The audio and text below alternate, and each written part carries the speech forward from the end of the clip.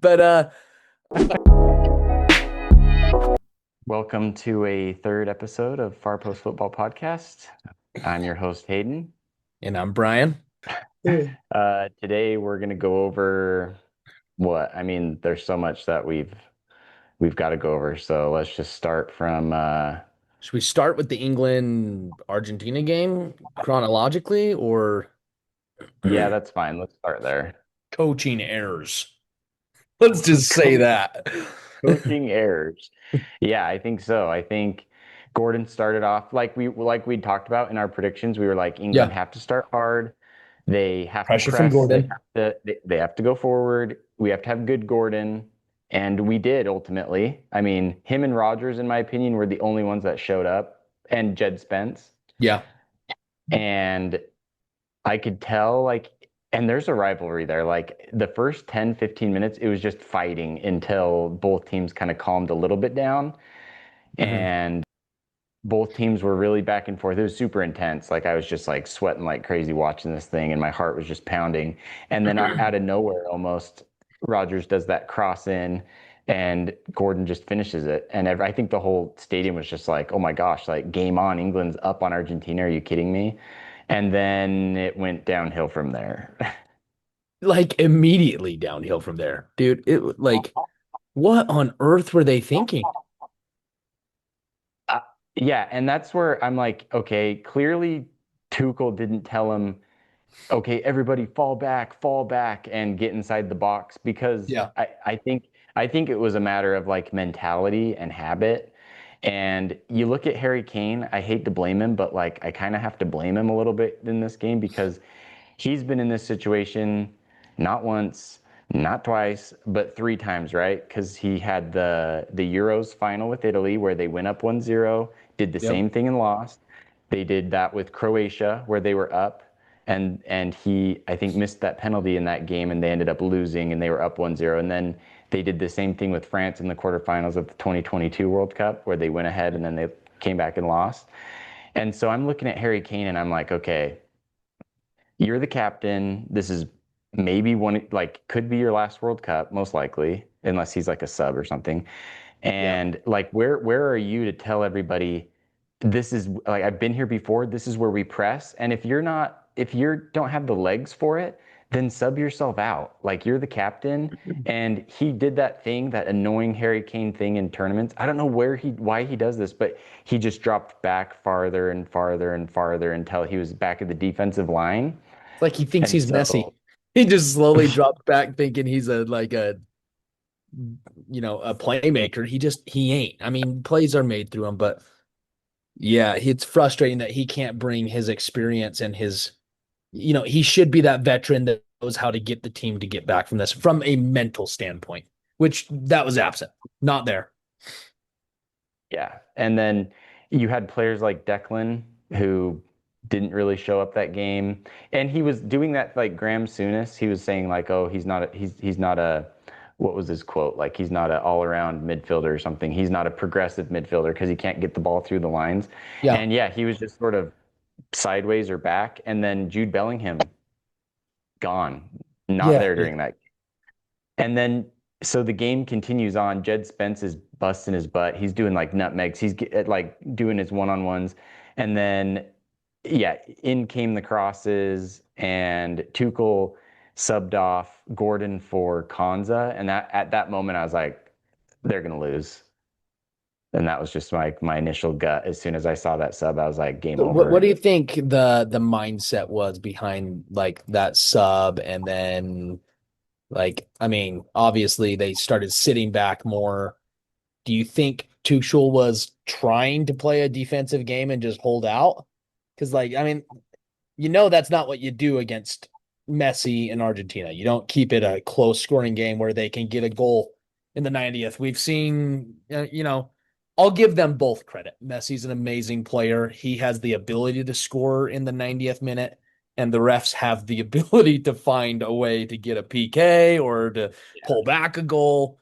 And so, Yeah. like everyone knows that's not the mindset you do. You don't keep this low scoring game. You got to keep the offensive press and that just totally disappeared. And then, yeah, in terms of personnel, what was the thought process there? What do you think his game plan was?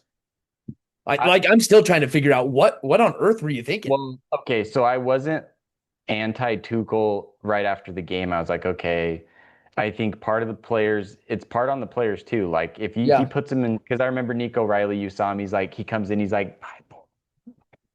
like 5-4-1, and I'm like, okay, 5-4-1, but like, okay, it's on the players to execute a 5-4-1, but true. also, why did you go to a 5-4-1 at like, it was like the 70th minute or something? So I think it was just a huge coaching blunder, like huge miss.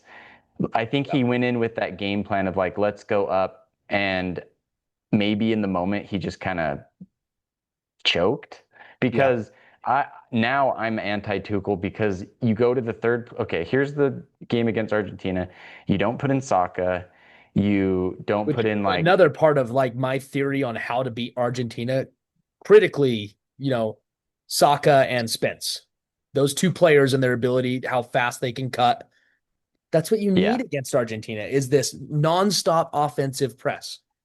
yeah. Just, So and to not see him play. Yeah, that was I know they had an excuse, but well, it's I World don't Cup. know Like, because yeah. Well, so what I was saying is no Saka, no Rashford, no Ollie Watkins, no like Kabi Mainu maybe coming in the midfield, no mhm. Eze, and then you go to the third. Fast forward a few days to the third place game. I'm listening on the radio, and um, it's like, oh, Saka's starting, and I'm like, Saka's starting? I thought he was. The whole point of him not playing was because he was like not fit. And Mhm. then not only that, but I've been told over and over that Declan doesn't have the legs, he's super tired, and he's starting as the captain. And I'm just like, what the fetch is going on? Like now I was like, okay, Tuchel went from not playing these guys, and he started Rashford and Tony. And I'm like, where was this? Like, I mean, this lineup would have been more dangerous against Argentina, just total offensive minded. And so then they dominated France. And well, and then it was very back and forth. But I mean, in the sense that like 2 minutes in, Declan Rice dribbles up the field and takes a shot from outside the Where 18. where was this Declan the whole tournament? It's another part of what I said is Declan needs to be shooting shots at the 18. He's got a great Somebody shot. does. Somebody in an Um, England jersey. but yeah, I mean, England just they went into that game with no offensive press. I mean, And Gordon, weak sure. mindset. Weak mindset. Yeah. Yeah, I don't know. And you're right. Yeah, going in against France, they didn't destroy them because it was a close game. Obviously, France came back, kept the game close, but England kept this attack from the get-go the whole game. They were dangerous the whole game. Isn't that what you need against Argentina in the knockouts? Like those are the teams I want to see win, are the teams that put it out there, they risk it so that, they can win. You got to score goals to win, but risk it by being dangerous. Don't risk it by, Yeah. hey, let's try and get, just a well organized one goal and win the game with a defensive mindset. Play tight defense. I agree. Like don't Yeah. slack on defense, but I want to see teams start pressing forward. That's why, I wasn't the biggest France fan, but I was appreciative in that I felt that they kind of had that mindset up, Yeah. against Spain. I think that was just an off game for France. Like it happens, and you can lose and you just don't play. But I was liking that they kept the attack going. They didn't let off the gas. Like it was offense first, defense second.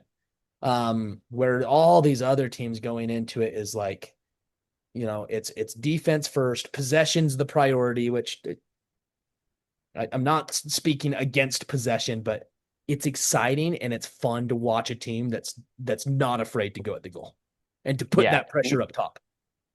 And that was kind of Argentina in 2022. Like that's how Agreed. they made their. They didn't have all the possession, but they were way dangerous going forward. And they had Di Maria, Di and Maria. that combination with Oh, Messi was deadly. yeah. And kind of the antithesis of that play style is like Spain, where we saw yesterday how they'll just slowly strangle teams to Yeah. death with possession, and then they'll strike at the right moment. Yeah. And and so I just was disappointed overall because like they brought Tuchel in to be that coach, like because England, all the other tournaments, plays so pragmatic. They play not to lose, and that's like the most guaranteed way to lose a game. And that's what they did again. And so that's why I think all the like the fury was after the game, because they specifically got Tuchel to not play that way in a tournament. Like he in his even in his own interviews and stuff, he was saying how if they go out, it'll be guns blazing, and that's Which the they ended complete up opposite doing of it how they went with out. France, and maybe that was to save his reputation. It was oh crud, I played too hesitant I think in this so. third place game. I'm gonna play aggressive. Save some face on what I said. Um, but yeah, okay. Let's going back to Spain in the final game. Um, I wasn't, a lot of people were saying, yeah, it's a low scoring game. It wasn't as exciting as last year. Given that Spain, they're definitely a possession team. That's what their strategy is possess the ball, own the midfield, keep possession, slowly strangle them. But it should have been a lot higher scoring game than Yeah. 1-0. I mean, we know it should have been minimum 2-0 with the, you know, freebie that Argentina got, but they had Well, a lot your of TV shots on, on didn't you? frame and a lot of, attacking moments that were truly, they should have scored several. And I'll put that on Spain. Maybe it's just that they're not as used to having as many opportunities. I felt like they had these, 10 dangerous shots on frame, and 9 out of them were right into the goalie's hands. It's like the Yeah. play was amazing. The strategy to get there was great. They created the space. They're now in front of the goal. They take the shot. They have the header, and it was a great play. It's dangerous, but it was right at the goalie every time. And it's just like that final touch was off with Spain. So, there were a lot of dangerous plays that Spain created. They just struggled putting it, away from the goalie's hands. Yeah, So, and as a keeper, a lot of those saves were saves he should make. None of, yeah, like there was maybe one that was really good, the free kick he blocked. But and to be fair, he the was free their kick best block player. was great. That's a Yeah, fantastic save. and he was the only Argentina player that showed up, and he was playing with a broken finger on his right hand I'll give that he broke Martinez during the this. Europa. In the games, man, that dude plays with passion and spirit and intensity. Yeah, And I do. I'll give Argentina that too. Is I see a lot of intensity. It's just like it's unbridled intensity. It's not contained. It's kind of chaotic and yeah, it's it's dark art just energy, it's hard dark for me arts to energy. like that type of play. Well, no, so Enzo. I'll say this. Like I Uh, think Argentina chose not to play soccer, and that was their plan. Like mhm. they did not come out to compete that like yesterday. Their goal was Oh, to just be, unfortunately, be pretty disgraceful on the field, foul, and hope for like a quick counter of PK or just to make it to PKs. And that's why I think I'm most disappointed in the final is I was like, okay, fair enough. Argentina beat England. This will be a good game. If Argentina, so here, Argentina, they versus England, they didn't. This whole tournament, it was more like Argentina didn't choose to play like Argentina until they were down a goal, and then they yeah. were forced to play soccer. Yeah. Otherwise, they were just doing the thing we saw for a large majority yesterday: fouling, dirty tactics, hoping for a close free kick or a PK or just Yeah. some or Lucky corner, breakaway. Like a that lucky that's breakaway, their and strategy. I agree 100% is yeah. And if play they a had just played, defensive, chippy game until they get the lucky goal.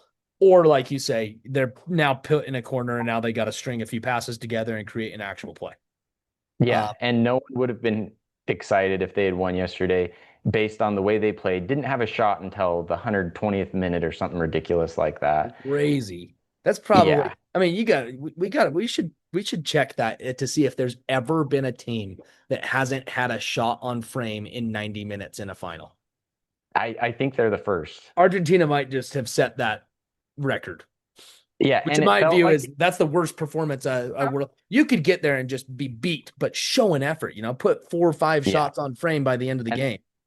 and I think that's why it didn't feel like a final to me. It felt like around a 16 game or something where Spain's having to just knock out a team that's parking the bus and playing, Yeah. doing the dark arts for 90 Yep. minutes. And so, yeah, the whole game, I'm just like, this doesn't have the vibe of a final at all.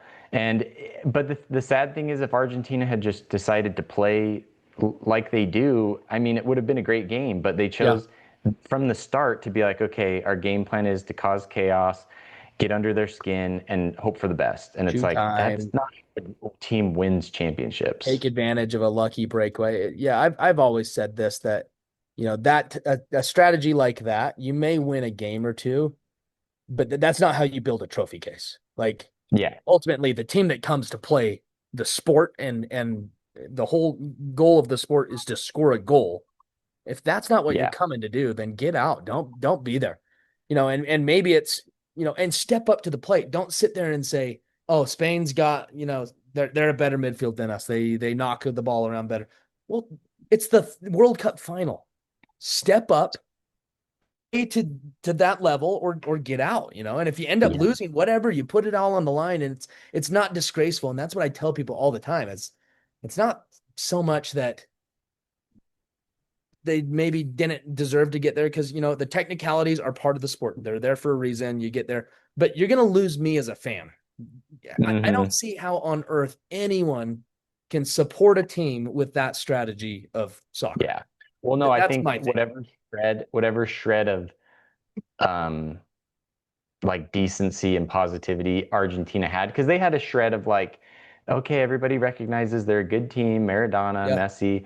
It was gone after yesterday, both in the way they played, the way they conducted themselves, and the way they handled themselves after the match. yeah, Like, so, absolutely trash. yeah, and Spain, just highlighting the amazing tournament they had. They went through Portugal, they Hmm. went through Belgium, they went through France, France, like, and then they capped it off with Argentina. I mean, they literally had the hardest path to the championship or to the finals, and they dominated. Like one goal allowed in yeah, however many games, 9 games, and I eight. mean they set the shutout record, and I mean it was just 100% one of the best I think performances from a team From a in World statistical Cup like standpoint and history. yeah, games that they won. They had a hard schedule all the way through. They proved themselves. Spain are absolutely, deserve to be crowned the world champions. But yeah, I agree with that. I mean, there's no debating whether or not Spain deserves this or not. And I mean, even in that final game, you just look at the stats, like, yeah, it's a close scoring game, but man, like I don't know. I would rather see a team, step up and, put that Yeah, offensive threat go. on. Maybe it ends up being you lose 4-1 because Spain's just clearly better, and maybe it But it was a exposes you a great little bit. game, But you know and you what? you played the That's game. Yeah, yeah. Or you know what? In the passion, in the moment, maybe it is a 2-3 game, and it's exciting, and you end up losing. Either way, step up and play like you're the world champions in the World Cup final. Don't try and Yeah, win it off the technicalities. yeah, It's stupid. It's so dumb. disgraceful. It's Yeah, just own it. And dishonor on you, dishonor on your family, dishonor. son. Yeah, yeah. Like I Yeah, said, yeah. And looking at Argentina, who they went through: Jordan 73rd, Cape Verde 64th, Algeria 29th, Egypt 24th, Austria 23rd, Switzerland 14th, England 4th, Spain 1st. yeah. So they had two top 10 teams the entire tournament.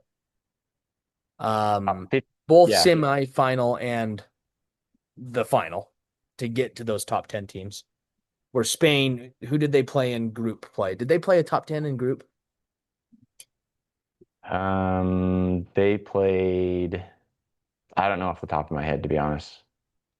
Okay. Well, either way, I mean, leading up to it, Belgium, or well, Portugal, then Belgium, then France, then Argentina. I mean, right there. Yeah, I mean, your last 4 games straight are against top 10 teams. their And you just group prove yourself every game. Not one of them was was them winning on technicalities by trying to be the team that's reserved and get the lucky breakaway. No, they stuck to possession. They stuck to owning the midfield and pushing the ball forward. yeah, and so their group was Cape Verde, Saudi Arabia, and Uruguay. Yeah. Okay. So Uruguay, So, okay. Cape Verde, well, I'll Cape, give them that. They had a great showing for the yeah, tournament. Like, let's talk about some small teams. I mean, Cape Verde. They I tied. love seeing these small teams show up and kind of threaten some of these bigger teams. I mean, yeah, they're probably the standout of the small teams that went far. Cape They Verde. probably should have beat Argentina. Oh, they should have. Yeah. In the game. I mean, Argentina is the better team. I mean, I'm not going to go Yeah. there, but you had them. Like, you can't let that go. You had them. Yeah. Um, so I mean, overall, it was a pretty fun tournament. Just to recap the whole tournament, it was fun. I mean, all these different dynamics that we talk about and aspects of the game. You have the teams you hate, you have the teams you like, you have the teams that impressed you. Um, I'd say overall it was a pretty fun tournament. Obviously, it's always just a sucker punch to just see, an England team with so much potential just lose it. And it's always that they lose it in like a manner that just leaves you just like it's like a cliffhanger. It's like, what? Like Yeah. at least lose it in like an exciting game where the other team was pressing you. Every time it feels like they lost it for themselves. That that is England in a nutshell. Yeah. Yeah. And so yeah, that always leaves me just kind of hanging each World Cup. I'm like, man, what when are they going to win it? I know that England's got a good enough, system domestically that they'll always show up with a good team. Yeah. They're solid. Um, but I just can't wait till that tournament comes where they go They out and click. that's what it's going to take for England. They have the squad year after year. They just got to go out and grab it. Like you got to put that foot first. Go to score goals. Don't play this technical game of trying to reserve and prevent the other team. No, you go and take it to the other team the whole 90 minutes, Yep. like Spain does. And that's And what I now they don't won. get is even back to the team like England where they had Scholes, Frank Lampard, Gerrard, Yeah. Wayne Rooney. Mm-hmm. They and now Harry Kane, all these amazing players, and they've yet to have a tournament where they fire on all cylinders. They're just dialed in. I And I'm know. like, why is that? Yeah, I don't know. The Wayne Rooney era, I feel like they lost it, you know, not strategically, not in their game plan. It was mentally. Like they just got frustrated and lost. Wayne Well, Rooney. and have you watched any of the interviews where Gerard talks about how they all took the club above country and they all had rivalries with each other, even on the international team? Yeah. I mean, I Yeah, haven't seen exactly what you're talking about, but um, I've but heard it and it's you see it too. I mean, it's almost every World Cup there's drama that follows into the clubs afterwards. So yeah, it there's a it big seems wedge there with how big their clubs are to them. It just kind of separate them. yeah, it seems like this England team the past few tournaments though has been way more cohesive. It seems like I they've broken past that barrier. Like they've gone through the golden era to now they're like able to gel to I think the next level is now they all work together and take it to them. But it's just weird. They just show up and I'm like I was just screaming at the TV like after Argentina scored, you saw that chart how they never had momentum again and they just never had possession. I was screaming like, "Get the freaking ball!" and they just booted up to no one I over and over know. and over. Oh, yeah, it's frustrating watching. I mean, it's just what England does. They collapse. Yeah. They collapse on themselves. It's like I can take it if you lose the other team beats you, but Hmm. it's not that way. It's you guys lost it. You had it, Yeah. you lost it. That's the most frustrating part about them. Um, So, do you want to talk yeah. about your boy Enzo Fernandez, your favorite player? My favorite player. Oh You have his man, I think one of my happiest, more one so of the than best even just in the tournament. Argentina losing the World Cup was that he got a red card in the final. And now a lot of people Yeah. are going to be putting the blame on him for going down to 10, even though I mean, his first card statistically was they had for a better offensive threat with 10 players than they did with 11. So maybe that helped them in a way, kind of snap out of it. But um, yeah, that was just sweet, sweet I think I got a justice. tear in my eye when I saw that. I knew it was like I saw the play. I'm like, oh, this is a yellow card. It has to be. And then Well, I was worried about how the refs are. But it's Yeah, like, we're worried you about the send a dark side. player doing a front flip and landing on his face. It's hard to find a way out of that one. So, um, Even Yeah, and the first card he got was for dissent, I think, for talking back to the ref or whatever. And so I was just yeah, like, and I was grateful. The ref still was giving those marginal calls to Argentina. And when I explained to people, so before this tournament, I was like, okay, I do think I don't want to believe my lying eyes where I knew Argentina were getting these calls, but I didn't want to believe that it was really happening. But in the final, it was still happening where a Spanish player would jump up, an Argentine would go undercut him, and then they'd call it a foul on Spain. Or there was the tackle by McAllister. That should have oh been a yeah, yellow card almost immediately. Didn't get one. And I'm just thinking to myself, okay, it really is happening. The refs give yeah, them, they don't rig the game for them to just outright win, but enough of these calls strung along the game gives them the advantage. And we were yeah. seeing that with Lamine Yamal getting pulled down over and over, and he's just like, "What's going on?" And the Spanish players did good to start highlighting, like, look what, holding up their arms and being like, "Look what they're doing to us," Yeah. and Rodri especially. And then, so yeah, Enzo when he went full bore at that, I was like, he's not slowing down, and he just I know. absolutely wipes him I, out. I you know, I thought it was I a see what straight you're red. doing. I make that play sometimes. There's that ball, and you're hoping you stick your foot out there, but ultimately, He kind of you're about to commit a dangerous play. You're in the World Cup final towards the end of the game. You're already on a yellow. You don't make that run regardless. Like, okay, yeah. sure, yeah, if you don't have a yellow, whatever, but you're already on a yellow. It's the 90th minute or whatever. Um, and you're desperately putting your foot out there. Your foot's probably going to be cleats up, stretching that far. There's a 10% chance of actually getting the ball, 90% chance of getting the player. I mean, just a stupid play. I mean, that's Yeah. just what it comes down to. It's just, whether it was malicious or not, I don't think it was. I think he was just being aggressive at the ball, but it was stupid. And that's what I Enzo think it did. was It's stupid. I think it was what they do. It just being overly aggressive carelessly. Like you see it when Agreed. someone Right falls on. down. You see it when a player's like sprawled out, and instead of just not making contact with the player, you kind of like drag your leg and hit them or like Yeah. step on them. Unnecessarily aggressive, I think is what Unnecessary you said. roughness. Yeah. And he could have not totally kicked his leg. He could have just like stopped his momentum, and it would have just been like, they connect. But Yeah. instead, he goes for the full, just like it's like, what's he expecting? Enzo's trying to be the captain of Argentina. Then the next, because he set himself up in that way. He Yeah. totally, and now the Not whole country's anymore. going to be like, what's your decision? Like, what were you thinking was going to happen? And then he's trying to get so he was on Benfica, and before he got signed to Chelsea, he's like kissing his badge, like, I'm here to stay. 2 days later, he's signing with Chelsea, and then now he's, on the corner shaking it for Real Madrid, and they're going to look and they have like no interest in signing him. But I do think it's funny that they just signed Morgan Rogers, and so now when Morgan Rogers comes into Chelsea, there's Enzo in the locker room, like, hey. Hey. Yeah. Like that would Yeah. be hard to have a dude like that on your team.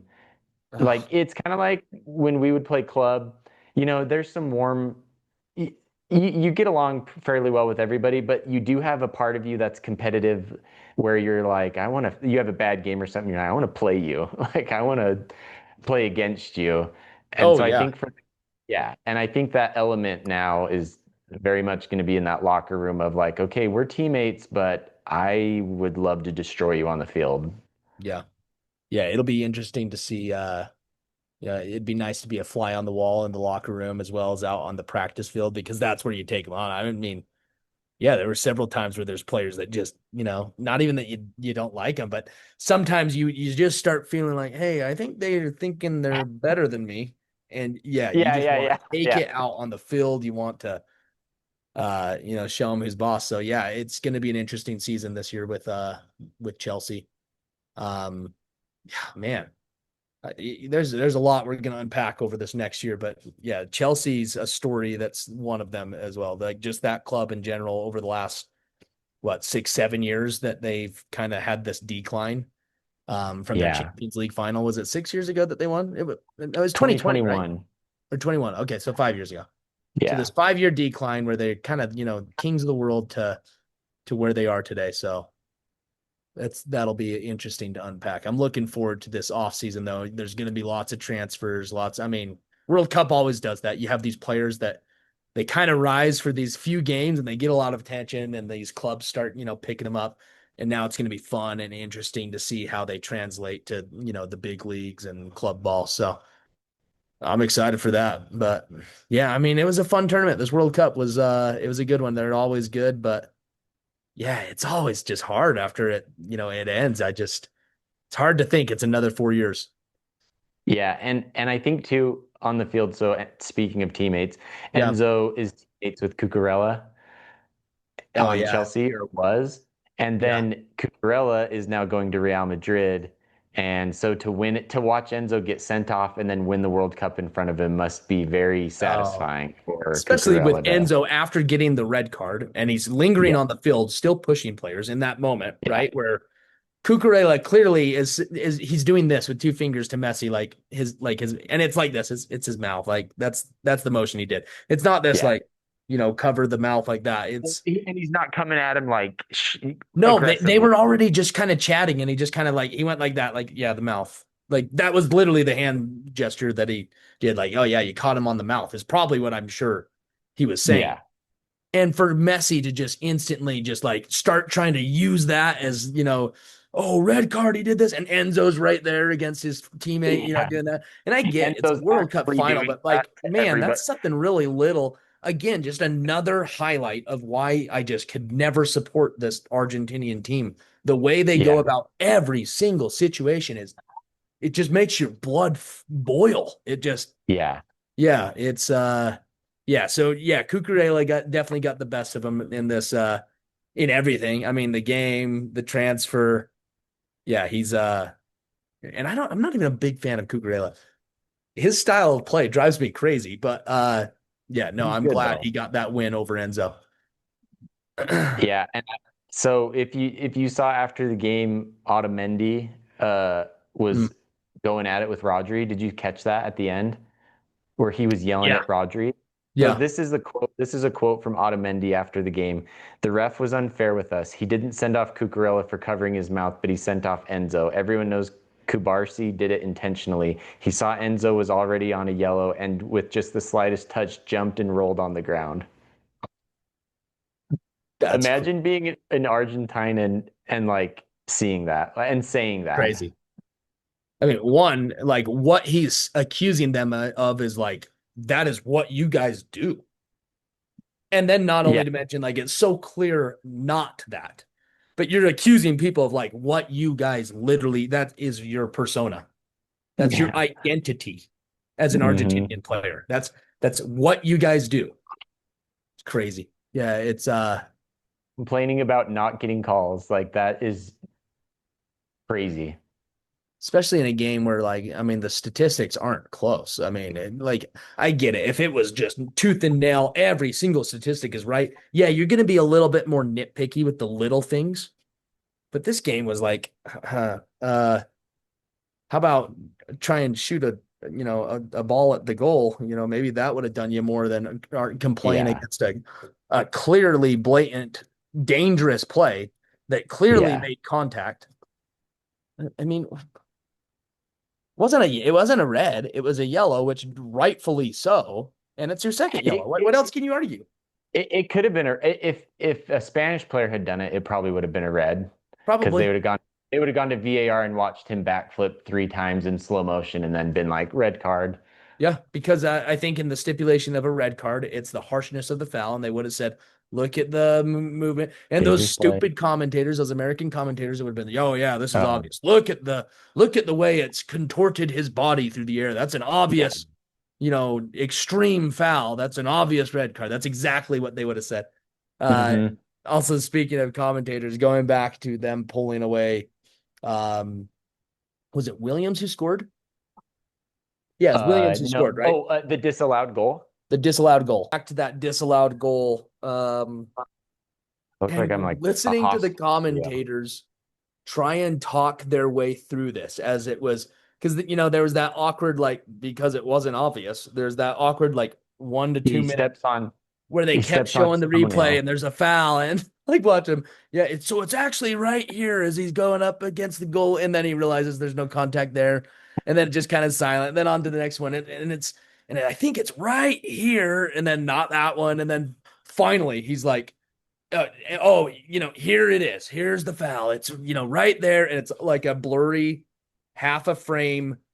His pinky toes are touching the other player's pinky toes in a literally just a standing manner. It's not an attempt at the ball.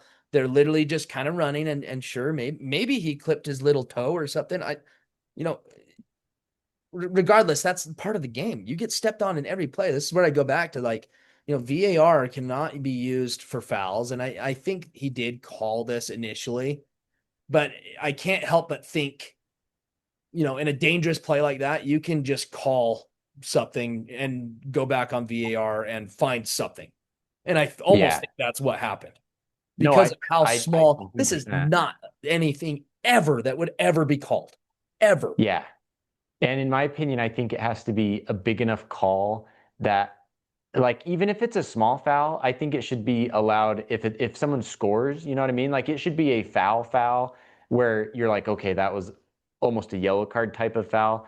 Do you know what I mean? Like, Yeah. if someone scores a goal, you better be bringing it back for a good reason. And Yeah, it I better think be the a ref, foul big enough that it just has to change the play. yeah.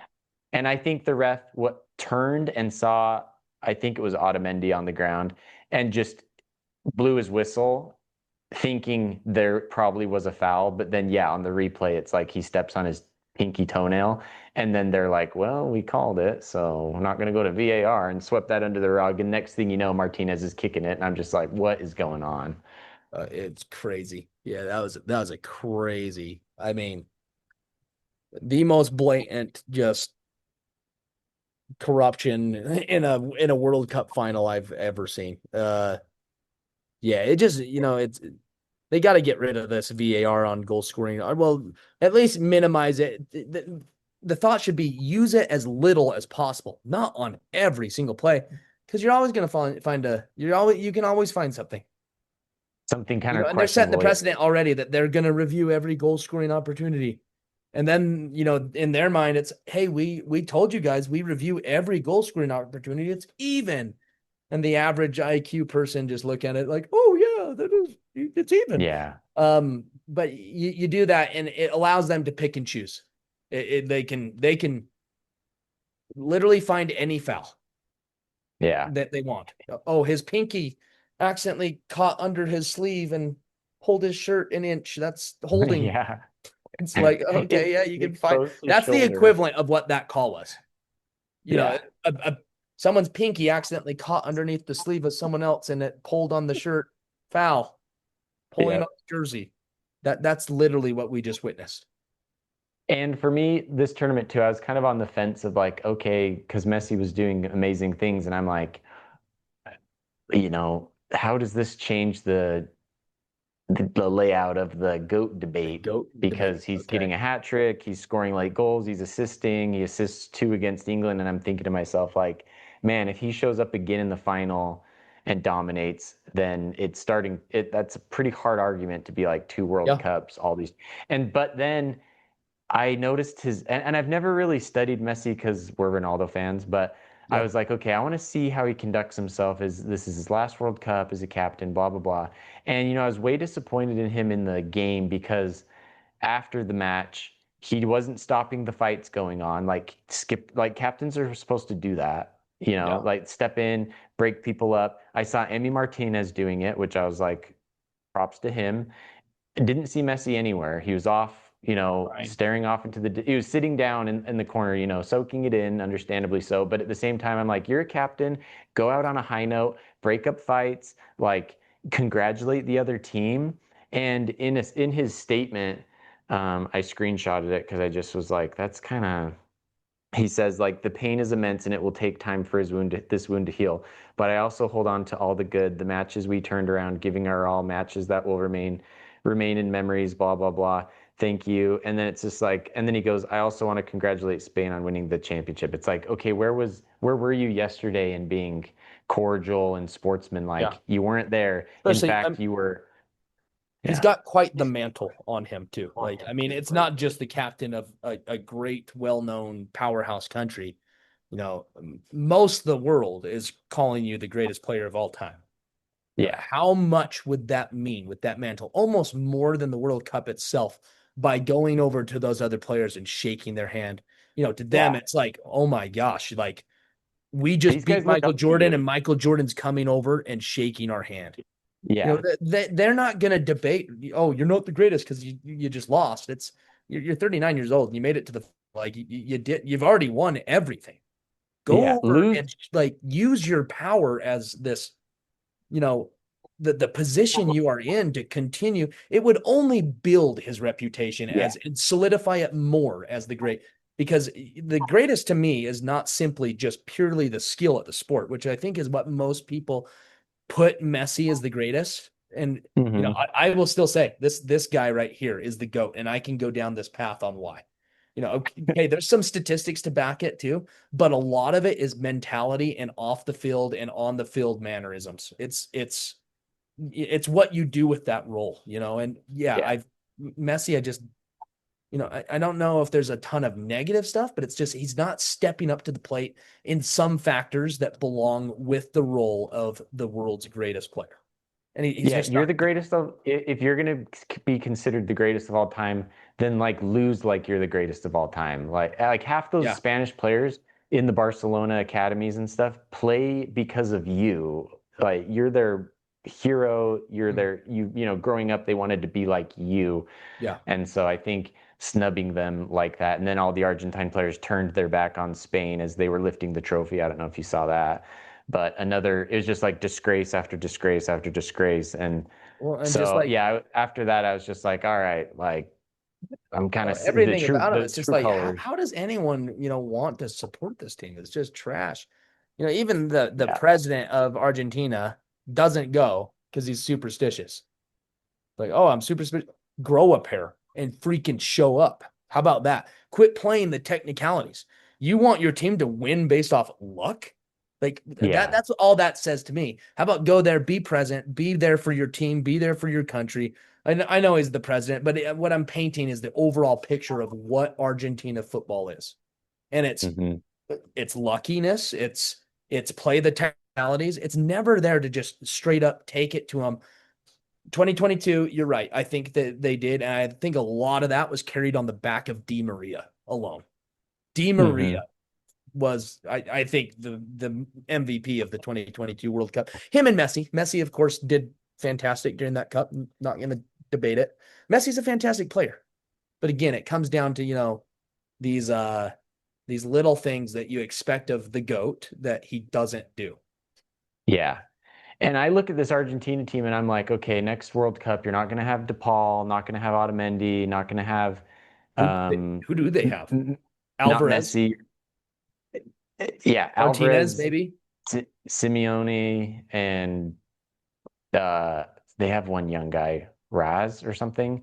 But yeah, I'm looking at this Argentina team and I'm like, we may not see them back here for a few World Cups if, I don't know. I I mean, look I at think this they'll Argentina team. qualify, but are they going to be a powerhouse over the next several World Cups?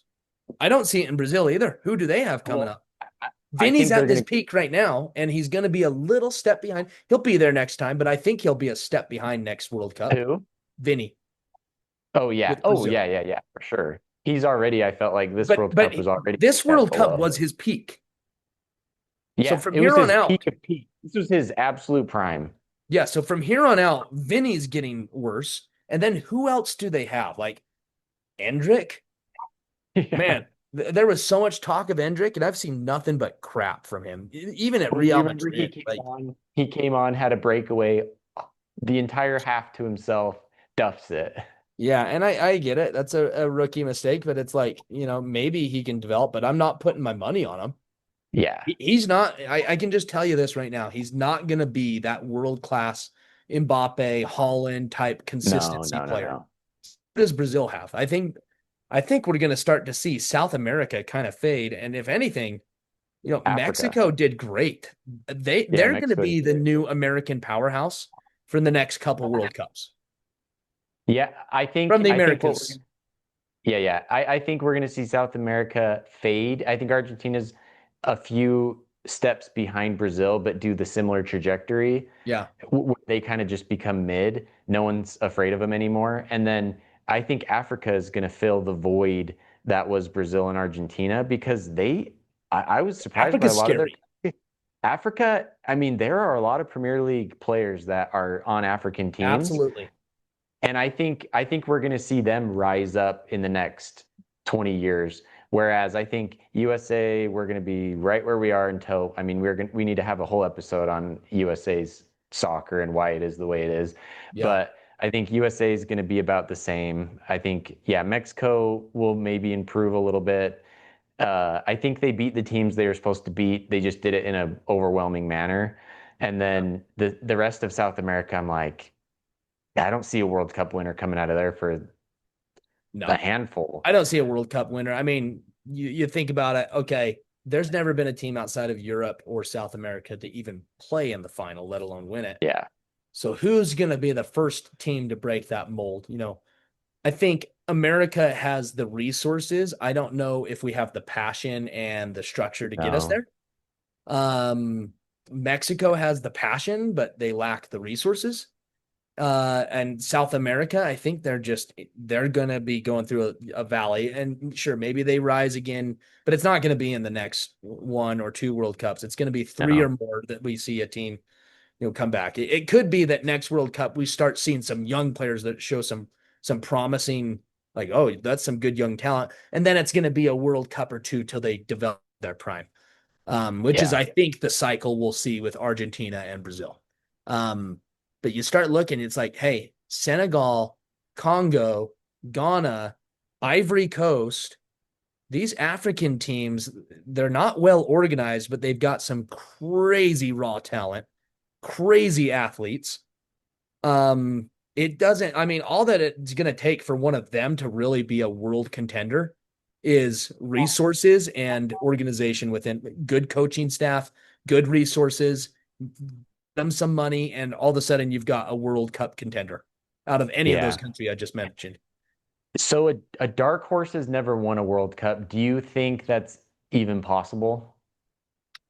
What do you mean by like a dark horse? Because, I mean, Like a team outside of the top like five, I don't think has ever like if you because if you look at who's won a World Cup, I mean, it's Brazil, it's Italy, it's Germany, yeah, it's these countries like the Netherlands never won one. England has in 66. Like to be good over what 9 games or however many it is.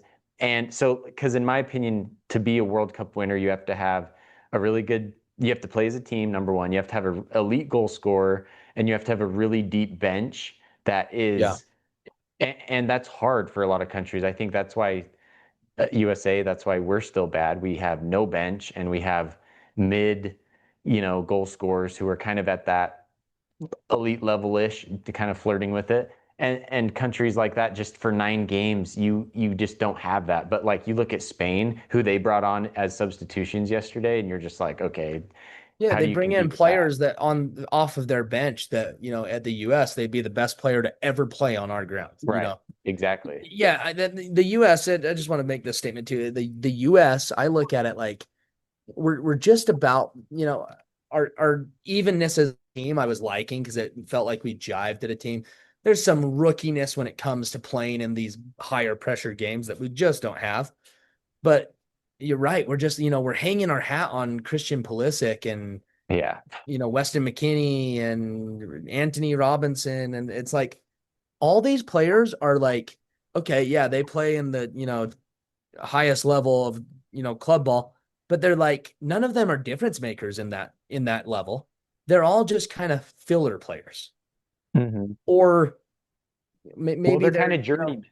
they just have never, like, I mean, what they've never been the player talking about, player of the season for the EPL or even Serie A, like where McKinney and Pulisic are playing Pulisic. like I mean they have good games, they play, they deserve to start, but they're not the difference makers. They're just not world-class players. We don't have any. Yeah. We don't have We big who different players. to Pulisic's credit, he is our most world class we've ever had, but Agreed. his ceiling isn't as high as we were like propagandized to think. Like we were told, he's going to win us a World Cup. He's going to take us. And it's like, that's never going to It happen. was Like, clear to see that he was never going to be that, but I like Pulisic. I like him. I I like think him. but he's not going to win us a World Cup or a tournament of any sort. Like Yeah. He's he just is what it is. he's a run-of-the-mill EPL player. I can go on any EPL team, and find a Yeah. better player than Christian Pulisic, including number 20 in the league. Yeah. Sure, he could probably start on any team, but like I can just tell you, I can go on any team and find a player I would rather have. You know, can he play at that level? Yes, he is, but you're right. We were propagandized to think that he's, we see it in the commercials. It's Pulisic with, Messi. And it's like, Here's and your, so these you need a people are just scarf? thinking like, oh, we've got Pulisic. Yeah. Okay, Yay. good. Yay. Good job for you. It's like, who, what? I'm sure these other countries are looking at it like, wait, that's the guy that they have on their commercials. Like Yeah. Pulisic? You think other teams are stepping on the field and being intimidated by Christian Pulisic? No. No, no, not at all. At least the big teams, oh, man, yeah, it would be. Yeah, that's what we need in the US is we need one or two difference maker players that truly are Yeah. clutch players that can play at the elite level, but they're the ones that take it the next notch to win at the elite level. Not just Yeah. play, oh, like he played a good game, he low errors, he passed well, he had a goal, but it's like I mean, you can just see it when a player just takes over the game. I've never seen that out of Christian Pulisic anywhere. I've seen him No, play and a he's good never done game. that in a tournament. He's yet to do that in a big Yeah. game. He played fine in the Champions League run that he had with Chelsea, but he wasn't the difference maker. Yeah. He played Has hard and he did good, but it was just like he wasn't the player that made the difference. Like, we saw Mason Mount step up a lot during that run. Kai Havertz stepping up a lot during that run. right. And Pulisic played good. It, That's and, like is we just need to have let's do a USA episode because we could go yeah. on and on.